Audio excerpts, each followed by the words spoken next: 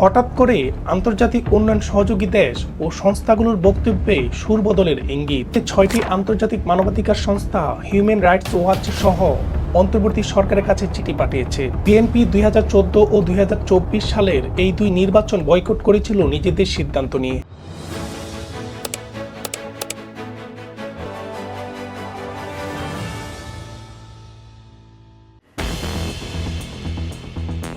জাতীয় সংসদ নির্বাচন গণে আসতেই দেশের রাজনৈতিক অঙ্গনে তৈরি হয়েছে নতুন আলোচনা, নতুন সমীকরণ।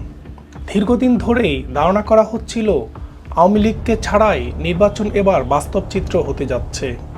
অন্তর্বর্তীকালীন সরকার, বিএনপি, জামায়াত, এনসিপি থেকে শুরু করে গণ অভ্যুত্থানে জড়িত প্রায় সব পক্ষই সেই কথাটাই উল্লেখ করেছিল।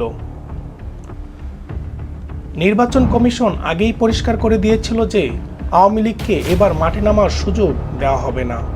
কিন্তু হঠাৎ করে আন্তর্জাতিক উন্নয়ন সহযোগী দেশ ও সংস্থাগুলোর বক্তব্যে সুর বদলের ইঙ্গিত। তাদের কথায় উঠে এসেছে অংশগ্রহণমূলক নির্বাচন, যা ভারত আগেই জানিয়ে দিয়েছিল। এখন ইউরোপিয়ান কূটনীতিকদের বক্তব্যেও একই সুর শোনা যাচ্ছে। প্রশ্ন উঠেছে, বাংলাদেশের রাজনৈতিক বাতাসে কি তবে নতুন কোনো পরিবর্তনের ইঙ্গিত দিচ্ছে?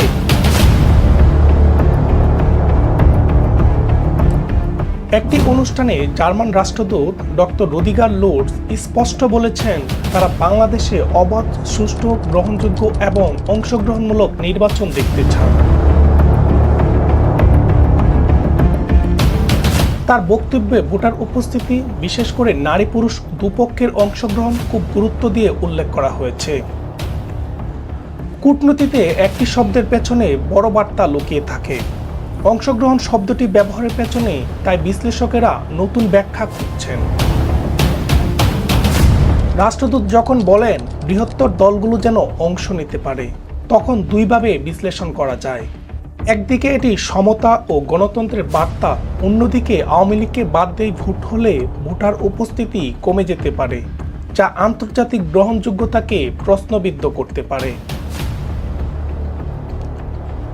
এদিকে কমনওয়েলথ মহাসচিব শার্লি আইরকর বোছুয়েকের নেতৃত্বে যে প্রতিনিধি দল এসেছিল, তারাও একই সুরে অংশগ্রহণমূলক নির্বাচনের কথাই বলেছেন। তারা দেখা করেছেন বিএনপি, জামাত, এনসিপি ও জাতীয় পার্টির সঙ্গে। জাতীয় পার্টি অভিযোগ করে বলেছে, অন্তর্বর্তী সরকার লেভেল প্লেইং ফিল্ড নিশ্চিত করতে ব্যর্থ। এমনকি ঐকমত্য কমিশন ও ইসিতে তাদের অংশগ্রহণের সুযোগও দেওয়া হয়নি। সরকার ঘনিষ্ঠ এনসিপি ও গণ অধিকার পরিষদ জাতীয় পার্টিকে ঘিরে বেশ তীব্র ভাষায় বলছে যে জাপাকে ব্যবহার করেই নাকি আওয়ামী লীগ ভোটে ফেরার দরজা খুঁজছে। কিন্তু ইউরোপীয় দেশ ও কমনওয়েলথের সঙ্গে জাপার সাম্প্রতিক যোগাযোগ অন্য এক ইঙ্গিত বহন করছে।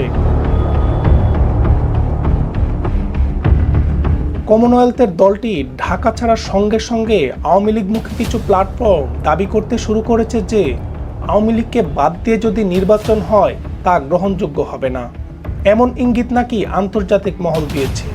কিন্তু এ দাবির কোনো প্রমাণ এখনো প্রকাশ পায়নি। এদিকে 6টি আন্তর্জাতিক মানবাধিকার সংস্থা হিউম্যান রাইটস ওয়াচ সহ অন্তর্বর্তী সরকারের কাছে চিঠি পাঠিয়েছে। সেখানে আওয়ামী লীগকে নিষিদ্ধ করার সিদ্ধান্তের বিরোধিতা করা হয়েছে। তাদের মতে এমন নিষেধাজ্ঞা বহুদলীয় গণতন্ত্রের পথে বাধা এবং দেশের বিপুল সংখ্যক ভোটার কার্যত বঞ্চিত হবে। সন্ত্রাস বিরোধী আইনের মাধ্যমে আওয়ামী লীগের কার্যক্রম বন্ধ করা মত প্রকাশ ও সমাবেশের স্বাধীনতা সীমিত করছে বলেও উদ্বেগ জানানো হয়েছে। রাজনৈতিক বিশ্লেষকদের ভাষ্য, আগে আওয়ামী লীগ কোনো দলকে নির্বাচন থেকে নিষিদ্ধ করেনি। বিএনপি 2014 ও 2024 সালের এই দুই নির্বাচন বয়কট করেছিল নিজেদের সিদ্ধান্ত নিয়ে। জামায়াত প্রতীক হারানোর কারণে 2018 সালে বিএনপি প্রতীকে লড়েছিল। এবার যদি আওয়ামী লীগ ভোটের বাইরে থাকে, তবে জনগণের সহানুভূতি ফিরে পেতে পারে। দীর্ঘদিন বিদেশিরা অংশগ্রহণমূলক শব্দটি ব্যবহার করেছে বিএনপি, জামায়াতের অংশগ্রহণ নিশ্চিত করার জন্য। কিন্তু সময়ের চাকা ঘুরে এবার আওয়ামী লীগ বিরোধী অবস্থানে। গণ অভ্যুত্থানের পর বিভিন্ন আন্তর্জাতিক শক্তি দূরত্ব বজায় রেখেছিল, শুধু ভারত ছাড়া। এখন হঠাৎ মানবাধিকার সংস্থা ও আন্তর্জাতিক কূটনীতিকদের অংশগ্রহণ চাওয়া আওয়ামী লীগের জন্য রাজনৈতিক সুযোগ তৈরি করছে। এরই মাঝে শেখ হাসিনার বিরুদ্ধে মৃত্যুদণ্ডের রায় দলটিকে নাড়িয়ে দিয়েছে। সাংগঠনিক ভঙ্গুরতা, নেতৃত্বহীনতা সত্ত্বেও তাদের বড় শক্তি বৃহৎ ভোট ব্যাংক। অনেকেই আশঙ্কা করছেন আওয়ামী লীগ ছাড়া ভোট হলে দেশের বড় অংশ ভোট দিতে আসবে না। জাতীয় পার্টি ও 14 দলও যদি না থাকে পরিস্থিতি আরও প্রতিকূল হতে পারে। এরই মধ্যে সজীব ওয়াজেদ জয় প্রকাশ্যেই বলেছেন আওয়ামী লীগ ছাড়া কোনো নির্বাচন হতে দেবেন না। প্রশ্ন উঠছে, ভোট ঠেকাতে বা প্রভাবিত করতে দলটি কোন পথে যেতে পারে? 13 নভেম্বরের ঢাকা শাটডাউনের আগে পরে তার কিছু ইঙ্গিত দেখা গিয়েছে।